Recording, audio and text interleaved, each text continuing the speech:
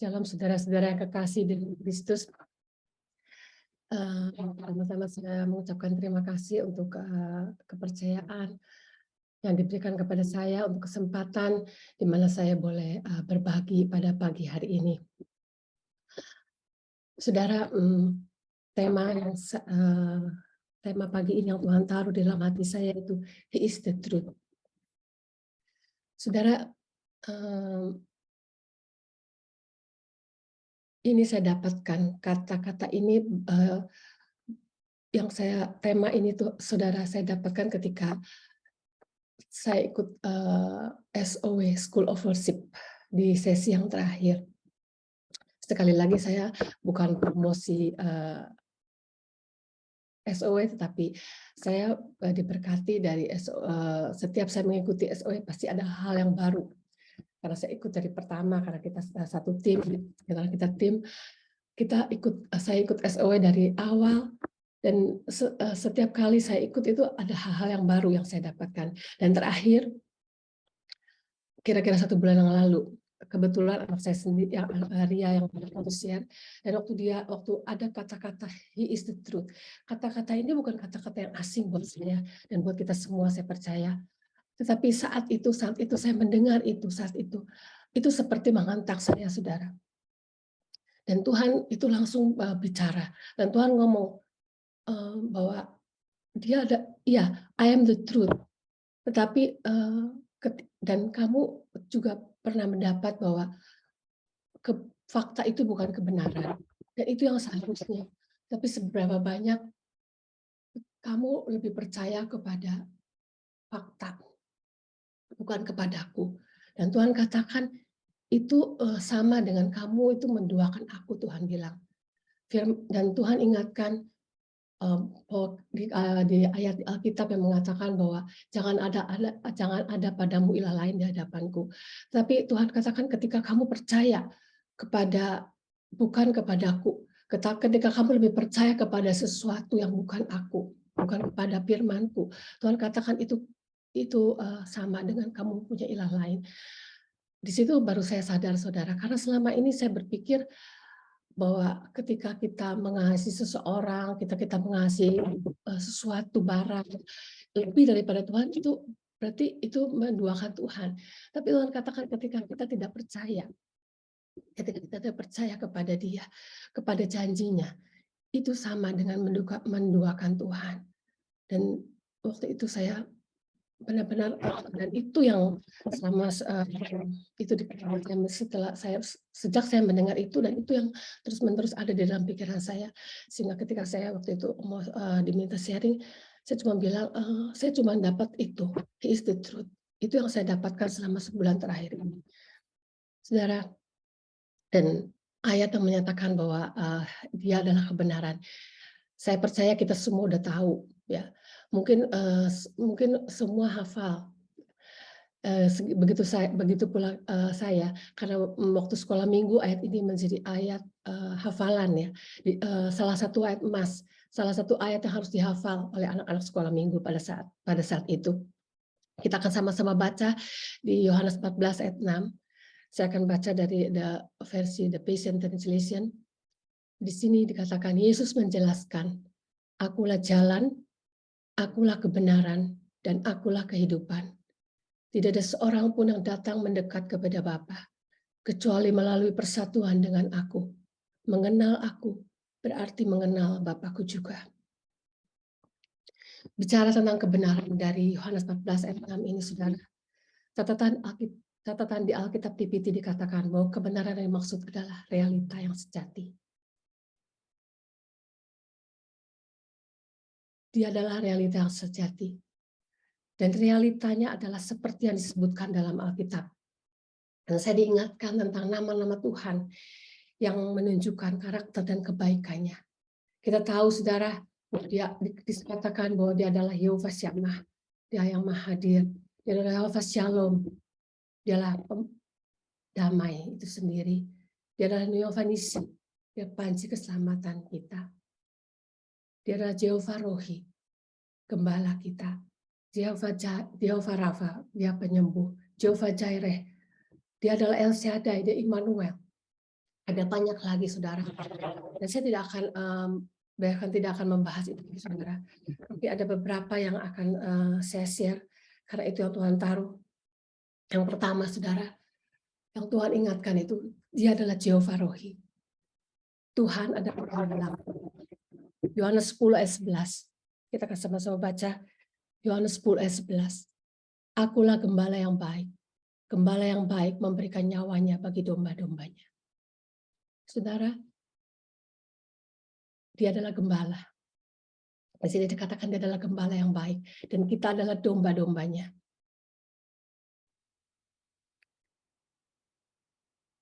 Seorang gembala, dia selalu melindungi domba-dombanya. Dia selalu melindungi dari serangan apapun juga. Dan seorang gembala itu selalu dia berjalan dia selalu begitu rela mengorbankan semuanya buat domba-dombanya. Itulah gembala kita. Itulah Bapa kita. Dia gembala yang baik, yang rela memberikan nyawanya buat kita, domba-dombanya. Dia rela mati di kayu salib untuk kita. Saudara, biarlah kita mengenal Dia. Kita bisa mengenal, kita bisa mendapat perlindungan, kita bisa mendapat semua dari gembala ketika kita selalu berada dekat dengan gembala. Ketika kita terus melekat, kita tahu di dalam naungan Dia kita akan aman. Saudara, seperti Mazmur 23 katakan, Daud di situ mengatakan, Tuhan adalah gembalaku. Aku tidak akan kekurangan. Kenapa Daud bisa berkata seperti ini, saudara? Karena kita melihat betapa Daud itu mengenal Tuhannya. Dia mengenal siapa Bapaknya di dalam kehidupannya. Dia mengalami kebaikan Tuhan. Dia mengalami semua yang Tuhan janjikan. Dia mengalami. Karena dia selalu ada di dalam hadirat Tuhan. Bagaimana dia berkata? Dia bisa berkata bahwa Tuhan adalah gembalaku. Aku tidak akan kekurangan. Karena dia sudah mengalami berjalan bersama Tuhan. Bagaimana dia berkata, bahkan di dalam lembah kekelaman sekalipun, dia tetap menyertai aku. Karena dia adalah Immanuel, Allah yang selalu menyertai. Saudara, Daud punya pengalaman bersama Tuhan. Kita melihat bagaimana Daud begitu bergaul dengan Tuhan. Dia begitu melekat dengan Tuhan. Dan dia selalu rindu ada di dalam hadirat Tuhan. Dan itu yang Tuhan juga inginkan kepada kita semua, saudara. Supaya kita terus ada di dalam hadiratnya. Karena di dalam hadiratnya itu ada segalanya kita dapatkan, saudara. Ada perlindungan. Kalau kita sebagai domba, kita lari dari gembala, maka kita tidak tahu apa yang akan terjadi. Kalau ada musuh menyerang, tidak ada yang bisa melindungi kita. Tapi saudara, biarlah kita menyadari bahwa Dia adalah gembala kita, yang selalu ada buat kita, yang selalu menyertai, yang mengasihi kita, yang bahkan rela melakukan segalanya, bahkan mengorbankan nyawanya buat kita. Dan itu yang Tuhan ingatkan. Dia adalah gembala yang baik. Lalu yang selanjutnya, dikatakan Dia adalah El Shaddai, Allah yang Maha Kuasa.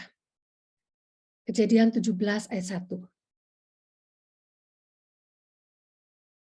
Ketika Abram berumur 99 tahun, maka Tuhan menampakkan diri kepada Abram dan berfirman kepadanya, Akulah Allah yang Maha Kuasa, hiduplah di hadapanku dengan tidak bercela. Saudara, kita tahu cerita ini di Kejadian. Bagaimana Tuhan menjanjikan keturunan kepada Abraham. Ketika Tuhan menjanjikan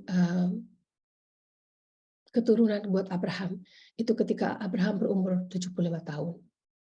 Saya percaya ketika Tuhan menjanjikan itu, Abraham pasti bersuka cita. Dia begitu semangat. Tetapi ketika janji yang ditunggu-tunggu itu tidak terjadi, saudara. 75 tahun sampai 99 tahun tidak terjadi. Sudah 24 tahun itu tidak terjadi. Tetapi pada saat itu Tuhan menampakkan diri kepada Abraham dan berfirman kepadanya. Tuhan mengingatkan kembali bahwa akulah Allah yang Maha Kuasa. Hiduplah di hadapanku dengan tidak bercela. Saudara, ketika Abraham diingatkan kembali, ketika dia mendapatkan Tuhan berbicara kepada dia, maka saya percaya di situ dia imannya menjadi, dia timbul iman, dia timbul percaya karena iman timbul dari pendengaran dan pendengaran firman Tuhan. Dan ketika itu terjadi, saudara, Abram diganti menjadi Abraham, yang artinya Bapa banyak bangsa. Dan dengan iman, dia terus berkatakan, kemanapun dia pergi, dia katakan, akulah Abraham, akulah Bapa banyak bangsa. Dia terus dia percaya dan dia perkatakan janji Tuhan buat dia, aku adalah Bapa banyak bangsa. Dan kita tahu, tepat 1 tahun dia katakan itu pada saat dia berumur 100 tahun, lahirlah Ishak.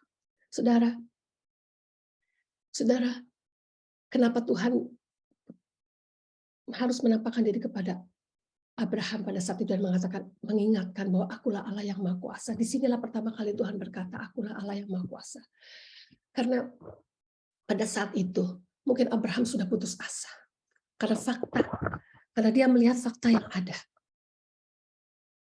Dia sudah tua. Dan Sarah istrinya, dari dulu sudah divonis malu dan sekarang dia sudah mati haid. Dan secara fakta, secara kenyataan itu rasanya nggak mungkin. Oleh sebab itu, Tuhan berkata, aku Allah yang Maha Kuasa. Aku tidak ada mustahil di hadapanku. Apapun yang dikatakan, apapun fakta itu bukan kebenaran. Tapi apapun yang dikatakan, pasti terjadi karena dia adalah Allah yang Maha Kuasa. Tidak ada mustahil di hadapan Tuhan. Saudara, mungkin di antara kita pernah menerima janji-janji Tuhan. Melalui firman Tuhan yang kita dengar, itu yang menjadi rema buat kita, melalui nubuat, bahkan melalui pujian. Melalui pujian yang kita dengar, seperti tadi Esra katakan, kasih Tuhan tidak ada duanya. Saudara, tetapi mungkin di dalam perjalanan, karena kita kok nggak terjadi apa yang Tuhan katakan, apa yang sudah Tuhan katakan buat saya, kok Tuhan bicara kok nggak terjadi.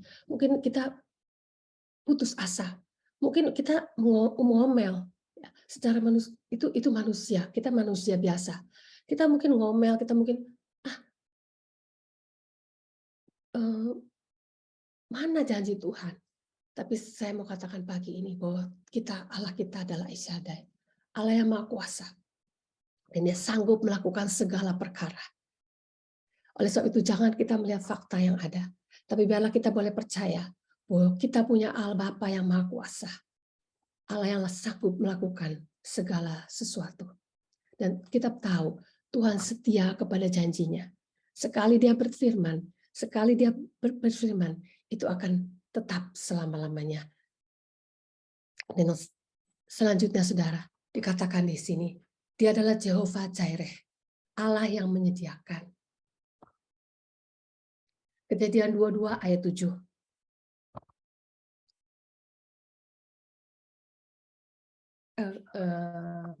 Kejadian 22 ayat 14. Dan Abraham mungkin Kejadian 22 ayat 14 aja ya, Victor. Dan Abraham menamai tempat itu Tuhan menyediakan. Sebab itu sampai sekarang dikatakan orang, di atas gunung Tuhan akan disediakan. Di atas gunung Tuhan. Di atas gunung Tuhan ini berbicara di dalam hadiratnya. Dalam hadirat Tuhan. Ketika kita terus ada di dalam hadirat Tuhan, itu yang terjadi, saudara. Tuhan akan menyediakan apapun yang kita butuhkan. Saudara, kalau kita melihat dari ayat sebelumnya, saudara, Kejadian 22 ayat 7, dikatakan di sini, Kejadian 22 ayat 7, dikatakan, lalu berkatalah Ishak kepada Abraham ayahnya, Bapa, sahut Abraham, ya anakku, bertanyalah ia, di sini sudah ada api dan kayu, Tetapi di manakah anak domba untuk korban bakaran itu? Sahut Abraham, Allah yang akan menyediakan anak domba untuk korban bakaran baginya anakku. Demikianlah keduanya berjalan bersama-sama. Saudara,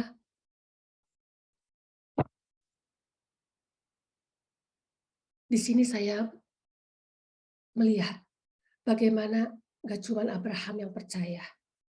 Abraham percaya bahwa Tuhan akan menyediakan karena dia sudah mengalami Allah yang Maha Kuasa. Ya, di kejadian yang tadi saya katakan di kejadian 17, dia sudah mengalami bagaimana Allah itu Allah yang Maha Kuasa. Sehingga dia tahu bahwa Tuhan akan menyediakan. Dan Tuhan akan menyediakan anak domba. Tapi di sini saudara, bagaimana Ishak juga percaya. Karena ketika dia bertanya kepada ayahnya, di manakah anak domba untuk korban bakaran itu?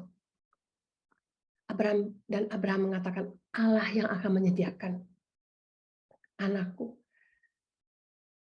Ishak tidak berkata, Ishak tidak berkata, tidak protes, tidak, wah mana buktinya?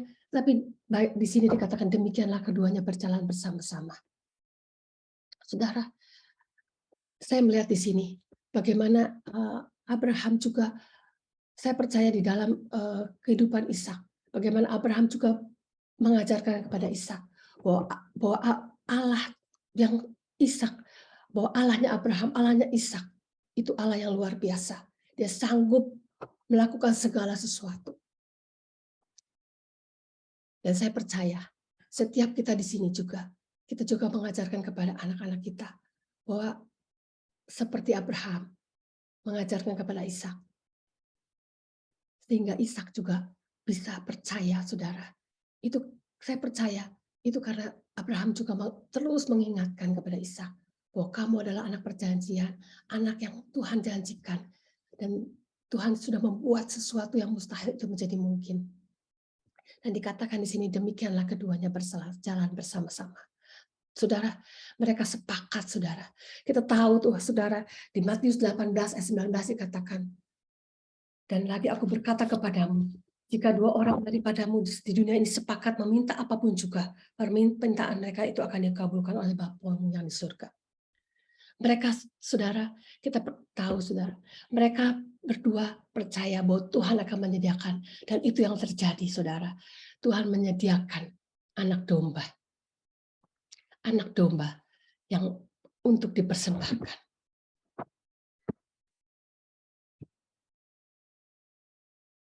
Ketika saya membaca ini, saudara, ketika saya membaca kejadian 22 ini, saya melihat bagaimana Tuhan itu menyediakan. Tetapi kita juga harus percaya, saudara. Kita harus percaya dengan iman bahwa Dia akan menyediakan. Dia akan menyediakan. Dan Dia menyediakan di atas gunung Tuhan, di dalam hadirat Tuhan. Ketika terus kita berada di dalam hadirat Tuhan, saya percaya semuanya itu akan disediakan. Semuanya akan disediakan. Segala hikmat Tuhan juga tersedia. Kreativitas juga tersedia. Tapi itu semua kita dapatkan di dalam hadirat Tuhan. Dan ketika kita juga percaya bahwa Dia akan menyediakan semuanya. Selanjutnya, Jehovah Rafa dikatakan Dia adalah penyembuhku. Keluaran 15 ayat 26b.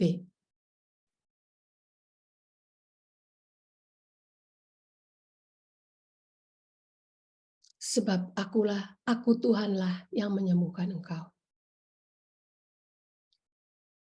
Sebab aku Tuhanlah yang menyembuhkan engkau. Dialah Allah penyembuh. Yesaya 53. Kita akan sama-sama baca Yesaya 53 ayat 4a dari TB. Tetapi sesungguhnya penyakit kitalah yang ditanggungnya dan kesengsaraan kita yang dipikulnya. Ayat 5b. Oleh bilur-bilurnya kita menjadi sembuh. Kita akan baca dari versi The Passion Translation. Ayat 4a. Namun Dialah yang menanggung penyakit kita dan menanggung siksaan penderitaan kita. Apabila ayat 5b, dia menanggung hukuman yang membuat kita sehat sepenuhnya. Dan dalam luka-lukanya kita menemukan kesembuhan kita. Saudara, ketika saya membaca ayat ini, saya teringat, saudara, oleh bilur-bilurnya kita menjadi sembuh. Bagaimana dia sudah mati di kayu salib. Dan oleh bilur-bilurnya, ketika dicambuk, bilur-bilur di tubuhnya itu membuat kita menjadi sembuh. Bahkan dikatakan di sini, dalam luka-lukanya kita menemukan kesembuhan kita. Kalau kita melihat luka dalam bahasa Ibrani.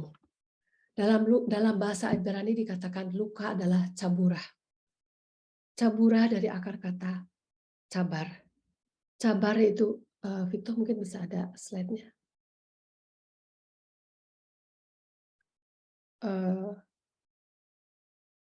Luka dalam bahasa Ibrani. Luka dalam bahasa Ibrani dikatakan caburah. Dan caburah dari akar kata cabar.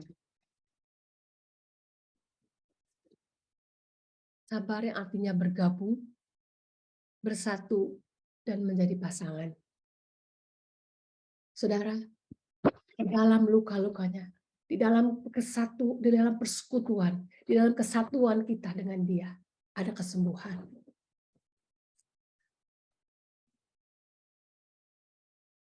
Saudara, Dia adalah penyembuh kita. Di dalam persatuan dengan Dia, sekali lagi saudara, di dalam persatuan dengan Dia. Seperti tadi, Jehovah Jireh, Dia menyediakan di atas gunung Tuhan, di dalam hadirat-Nya. Demikian juga, kita menerima kesembuhan ketika kita menyatu dengan Dia, saudara. Dikatakan di dalam persatuan dengan Dia ada kesembuhan. Oleh sebab itu, ketika kita perjamuan kudus, kita diingatkan bahwa Dia ada di dalam kita ada di dalam Dia. Kita menyatu dengan Dia, saudara.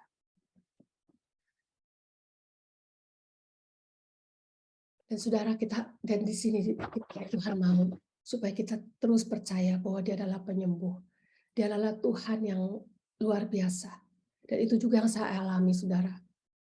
Saya sudah saksikan beberapa waktu yang saya sudah saksikan. Dan saya mau update kesaksian saya ini, saudara. Ketika 2 tahun yang lalu saya ditemukan bahwa saya ada tiroid di dalam saya. Dan sebelum itu terjadi, Tuhan berkata kepada saya bahwa Dia akan menunjukkan kasih-Nya kepada saya. Dan itu yang memberikan pada saat Tuhan mengatakan dalam hati saya, itu yang memberikan sukacita kepada saya. Dan sukacita yang nggak bisa, dan sukacita pada saat itu saya baru pernah merasakan sukacita yang benar-benar sesungguhnya. Sukacita dari Tuhan itu yang benar-benar yang nggak pernah saya rasakan. Dan saya tahu waktu itu sukacita yang nggak bisa dibeli oleh apapun juga. Karena kita tahu sukacita yang sejati, karena dia adalah realita yang sejati, saya sudah katakan tadi. Bagaimana, dan itu yang menjadi dasar kekuatan saya ke depannya. Ketika saya terus melangkah, itu yang menjadi kekuatan saya. Karena saya tahu Tuhan akan menunjukkan kasih-Nya. Dan saya tahu kasih Tuhan itu bukan sesuatu yang jelek. Kasih Tuhan itu pasti sesuatu yang luar biasa. Dan itu yang memberikan kekuatan buat saya. Dan saudara, waktu itu akhirnya melewati pandemi, dan akhirnya saya pindah dokter karena saya nggak mau onsite, saya online. Dan saya dikenalkan oleh seorang dokter. Dan dari situ akhirnya dokter yang terakhir ini mengatakan bahwa saya itu ada hipertiroid karena autoimun. Dan ketika saya dicek, namanya ceknya itu TRAB, dan didapati bahwa hasilnya itu 25. Dan saya nggak ngerti 25 itu seberapa banyak, seberapa tinggi, tetapi kenalan saya yang dokter yang mereferensikan saya kepada dokter ini, dan dia adalah spesialis dokter untuk nuklir, untuk tiroid juga. Dia bilang 25 itu tinggi sekali. Dan secara kedokteran, faktanya itu sulit untuk sembuh. Dan memang dokternya bilang, dia bilang, "Kayaknya ini, Ibu harus kita lihat aja nanti," dia bilang, 2 tahun ini. Tetapi ini, sulit sih sebetulnya dan mungkin harus makan obat minum obat, terus seumur hidup atau apapun. Tetapi saudara, karena Tuhan sudah berbicara kepada saya, seperti Tuhan berbicara kepada Abraham, "Akulah Allah yang Maha Kuasa." Saya itu yang saya alami saudara, ketika dia mengatakan, "Aku akan menyatakan kasihmu kepada aku akan menyatakan kasihku kepadamu." Itu yang menjadi kekuatan saya, sehingga apapun yang dikatakan dokter itu tidak membuat saya goyah. Bukan dengan kekuatan saya sendiri saudara, tapi karena saya kasih Tuhan. Kasih Tuhan itu yang terus-menerus mengingatkan saya. Karena firman-Nya yang terus mengingatkan saya bahwa Dia akan menyatakan kasih-Nya, Dia akan menyatakan kasih-Nya. Dan itu yang terus saya dan itu yang memberikan kekuatan buat saya. Gitu. Dan dokternya bilang, "Oke, nanti 6 bulan lagi kamu udah akan dites lagi TRAB-nya." Dan 6 bulan kemudian saya dites TRAB, saudara. Dan waktu saya dites, angkanya itu 7, saudara. 7, dokternya mulai bingung. Dan waktu saya bilang, "Gimana dok?" Terus dia cuma bilang, ya, dia bilang, "Ya bisa sembuh lah," dia bilang gitu. Dan saya cuma dalam hati saya ketawa, ya saya tahu karena Tuhan sudah bilang, "Aku akan menyatakan kasih-Ku." Kasih Tuhan itu luar biasa dan Dia adalah penyembuh. Dan waktu, teman saya kasih tahu juga, saya terus update hasil saya, dia bilang, "Itu, luar biasa." Karena, dari 25 ke 7 itu, jauh sekali dia bilang, dan itu kayaknya emang sulit dia bilang, untuk sampai ke situ, di bawah 10 itu sulit dia bilang. Dan kalau di bawah 10 itu memang, kemungkinan sembuhnya itu luar besar dia bilang gitu. Dan dia terus dokternya bilang gini, "Oke saya tes lagi 6 bulan lagi." Dan 6 bulan kemudian, tepatnya mungkin, 2 bulan lalu, apa 2 bulan yang lalu, saya dites lagi TRAB-nya, dan hasil tes itu menunjukkan angka 4. Dan waktu saya tanya lagi sama dokter, "Dok, gimana dok? Jadi saya harus makan minum obat seterusnya?" Dokter bilang, "Enggak, nanti ibu bisa berhenti minum obat." Dia bilang gitu, "Ibu bisa nggak usah minum obat." Saudara, saya tahu saudara, janji Tuhan itu luar biasa. Dan Dia itu setia kepada janjinya. Ketika Dia berkata, "Aku akan menyatakan kasih-Ku kepadamu." Dan saya percaya, dan saya terus pegang itu, saudara. Itulah yang menjadi kekuatan buat saya. Dan saya tahu, Tuhan Allah penyembuh. Saudara, saudara, kalau kita melihat semua ini, saudara, kalau kita melihat karakter Tuhan yang sudah saya sebutkan, yang saya sudah sebutkan beberapa, kita boleh melihat bagaimana kasih Tuhan. Kasih Tuhan buat setiap kita itu begitu besar. Dan Tuhan mau kita mengalami kasih-Nya setiap saat. Tapi bagian kita terus nempel sama Tuhan. Kita terus berada dekat dengan Tuhan. Terus ada di dalam hadirat-Nya, saudara. Terus dengan cara kita terus merenungkan firman-Nya. Bukan kita merenungkan fakta. Karena ketika kita merenungkan fakta, kita menjadi takut. Kita menjadi putus asa. Tetapi itulah yang Tuhan inginkan, saudara. Bagaimana kesembuhan itu terjadi ketika kita menyatu dengan Dia. Bagaimana dikatakan perlindungan itu terjadi ketika kita terus ada di dalam hadirat-Nya. Bagaimana kita mengalami Tuhan yang menyediakan ketika kita terus ada di dalam hadirat-Nya. Dan itu yang Tuhan mau. Karena di dalam Dia adalah kebenaran yang sesungguhnya, saudara. Dia adalah realita yang sejati.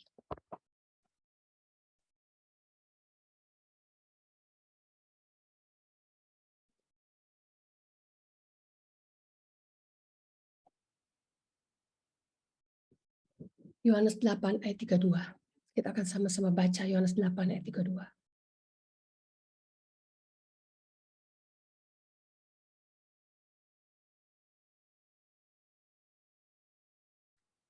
Yohanes 8 ayat 32.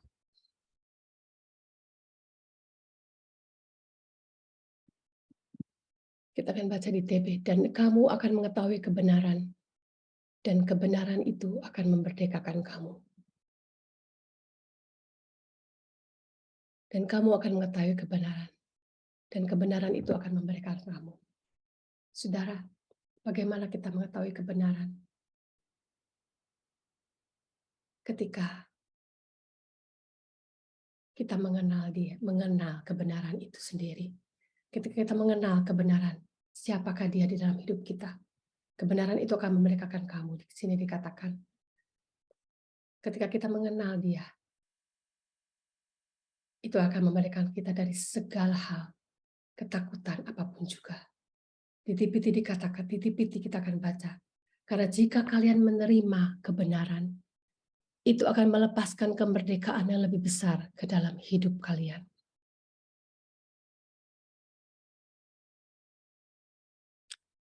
Di dalam Inggrisnya, lebih jelas di sini dikatakan, saudara, for you embrace the truth, it will release true freedom into your life.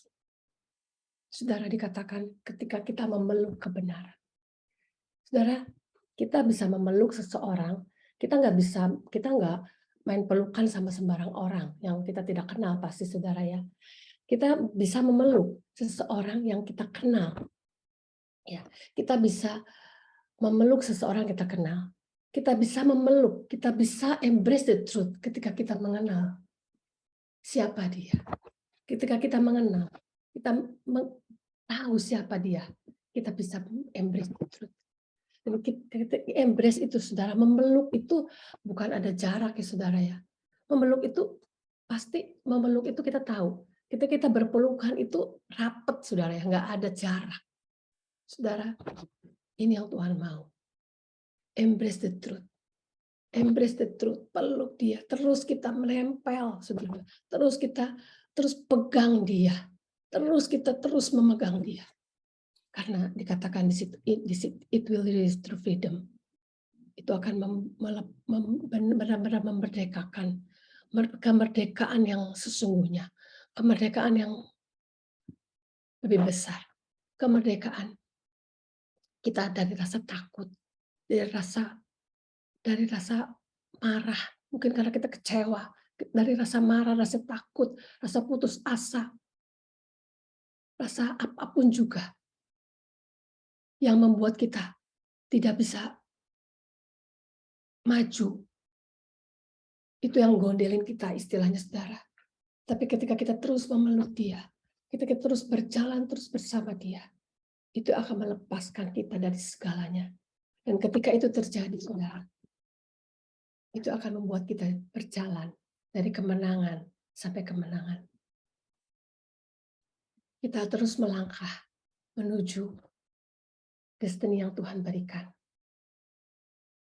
Yeremia 29 ayat 11 dikatakan bahwa masa depan yang penuh gemilang, itulah bagian kita sebagai anak-anaknya.